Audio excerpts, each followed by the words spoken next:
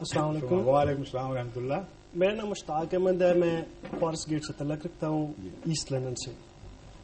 آپ کی مجلس میں آنے کا پہلی دفعہ شرف حاصل ہوا ہے. میرا کوشچن یہ ہے کہ عام طور پہ یہ خیال کیا جاتا ہے کہ جب حضرت مسیح موعود علیہ السلام جو آئیں گے اس وقت دجال بھی آئے گا. دجال جو ہے وہ کانا ہوگا, اس کے کان لمبے ہوں گے, اور عام طور پہ ذہن میں یہ چیز آتی ہے کہ کوئی دیو قسم کی چیز یا کوئی جن قسم کی چیز جی یہی الفاظ ہیں. آپ ایک چیز تو آپ یہ ایکسپلین کر دیں. ہے کہاں وہ دجال؟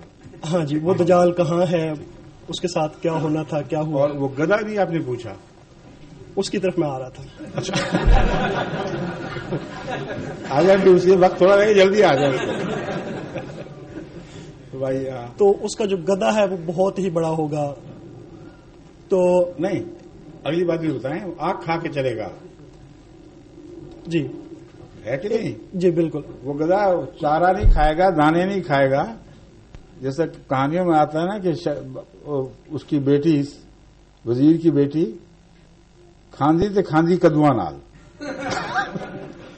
پنجابی کی کہانیوں میں اس قسم کی باتیں ہوتی ہیں. وہ کدو کے بغیر کچھ نہیں کھاتا. یہ جو گدھا ہے یہ کھاندا تے کھاندا اگ نال ہو اور کچھ نہیں کھائے گا. یہ بھی بتا دیں. جی. تو اب ہمارے لیے دو چیزیں پیش کرنی ہیں. ایک ایسا گدھا جو اتنا بڑا ہو جتنا حدیث میں بیان فرمایا گیا ہے کہ اس کے دو کانوں کے درمیان 105 فٹ کا فاصلہ ہو, اس کے پیٹ میں آگ ہو, وہ آگ کھا رہا ہو, اور پھر بھی سواریاں اس کے اندر بیٹھیں. وہ اتنا تیز چلے کہ مہینوں کا فاصلہ گھنٹوں میں طے کرے. ہر منزل پہ سے روانہ ہونے سے پہلے اعلان کرے کہ میں چلنے لگا ہوں, جس نے آنا ہے آ کے مجھ میں بیٹھ جائے. وہ خشکی پر ہی نہ چلے, سمندر میں بھی چلے, اور سمندر میں چلے تو اتنا بڑا ہو جائے وہی گدھا کہ اس کے اوپر دجال گندم کے یا دوسرے رزق کے پہاڑ بھیجے ان قوموں کی طرف جو اس کی سرداری تسلیم کرتے ہیں, اور غیر بھوکے مر جائیں اس کو پرواہ نہ ہو.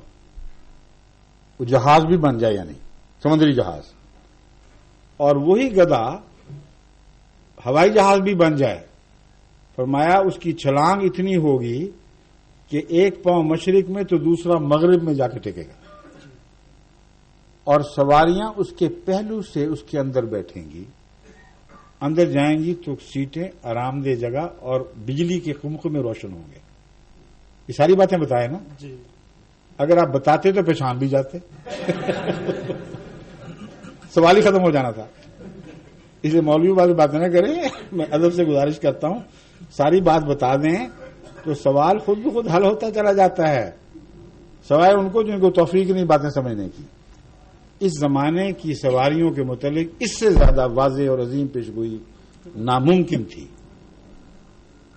اتنی واضح پیشگوئی, ریل گاڑی کی پیشگوئی آ گئی, کاروں کی پیشگوئی آ گئی, ہوائی جہازوں کی پیشگوئی آ گئی. اگر کاروں کی نہیں تو ہوائی جہاز کے کان تو باہر بڑے بڑے 105 فٹ کے فاصلے تک تو ہوتے ہیں.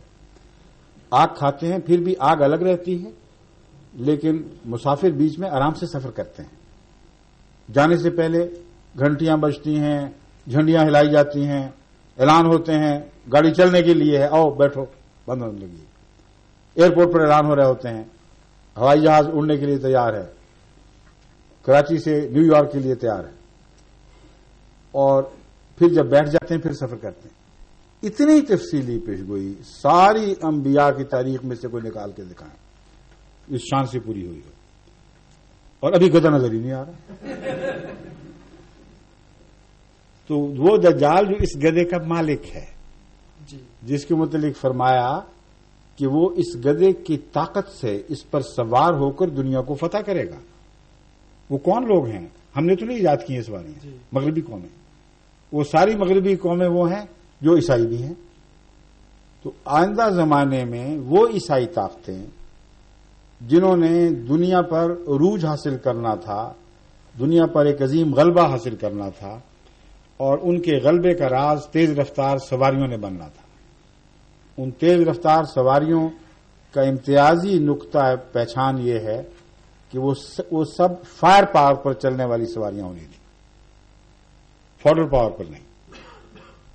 یہ پیشگوئی پوری ہوئی ہے کہ نہیں؟ جی، ہو گئی۔ تو پھر بات ختم۔